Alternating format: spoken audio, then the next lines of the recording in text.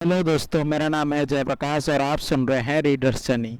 आज हम जिस जातक कथा के बारे में सुनेंगे उसका नाम है सत्तीगुम्बा जातक। बोधिसत्व कभी तोता था। वो और उसका भाई एक ऊंचे सुंदर जंगल में तोते के राजा के घर में पैदा हुए थे।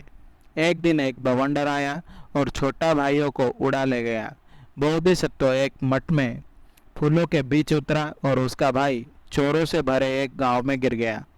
वे इन घरों में बड़े हुए। बाद में राजा के लोगों को एक बड़े समूह के साथ हिरण का शिकार करने गए। उनके सेवकों ने जानवर को जगाने के लिए झाड़ियों को पीटा और एक हिरण राजा के सामने से निकल गया।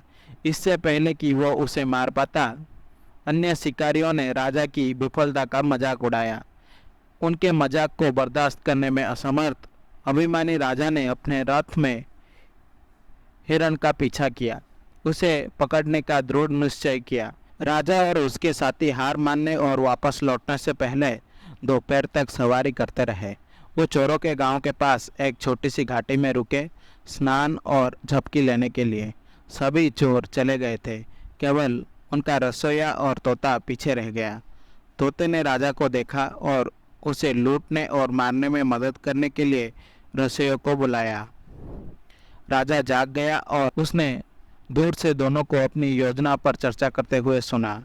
उसने सारथी को जगाया और वे जल्दी से चले गए। राजा फिर मठ में आया और बोधिसत्व ने उनका गर्मजोशी से स्वागत किया। खाने के लिए पत्ते और बीज और पानी के लिए गुफा का ठंडा पानी दिया। राजा ने तोते की दयालु बातें का जवाब दिया और उस दुष्ट तोते के बारे में बताया जिससे उसका सामना हुआ था। बोधिसत्व ने खुलासा किया कि वे भाई थे जो अपने आसपास के लोगों के आदत को आत्मसात कर रहे थे। एक हिंसा और छल, दूसरा दयालुता और आत्मसंयम। यह राजा के लिए एक व्यवहारिक सबक था। और जब तपस्वी वापस लौटे तो वह उसने उन्हें शाही उद्यान में अपनी देखभाल में रहने के लिए आमंत्रित किया। उन्होंने पूरे राज्य में सभी तत्वों के लिए पकड़ से प्रतिरक्षा की भी घोषणा की। राजा ने अपनी अंतिम दिनों तक तपस्वियों के इस समूह का भरण पोषण किया और ऐसे ही उनके वंशज ने 7 पीढ़ियों तक किया।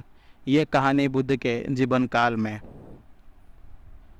दुष्ट तोता देवदत्त का पूर्व जन्म था जो बुद्ध का एक शिष्य था जो उनका शत्रु बन गया, और चोरों का समूह देवदत्त का शिष्य था। दूसरी बार 3 वर्ष में जब देवदत्त ने बुद्ध को मारने की कोशिश की तो पहाड़ की चोटी से उन पर एक शक्तिशाली चट्टान फेंककर चट्टान 2 चट्टानों से अवरुद्ध हो गई, लेकिन एक टुकड़ा टूटकर बुद्ध के पैर में घुस गया जिससे उन्हें बहुत दर्द हुआ।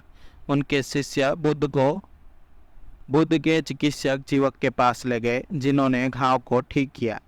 जब बुद्ध ने अपने कुछ शिष्यों को इस घटना पर चर्चा करते हुए सुना और कैसे देवदत्त ने खुद को दुष्ट लोगों के साथ घेर लिया, तो उन्होंने उन्हें ये कहानी सुनाई ताकि वे जान सके कि यह पहली बार नहीं था जब देवदत्त ने पापी लोगों की संगति की थी। राजा आनंद का पूर्व जन्म था जो बुद्ध के शीर्ष शिष्यों में से एक था, और तपस्वियों का समूह बुद्ध के अनुयायियों के पूर्व जन्म थे। आशा करता हूँ कि आपको ये जातक कथा अच्छी लगी होगी। अगर आपको मेरी वीडियो पसंद आई तो इसे लाइक करें और शेयर करें, और ऐसे वीडियोस देखने के लिए मेरे चैनल को सब्सक्राइब करें।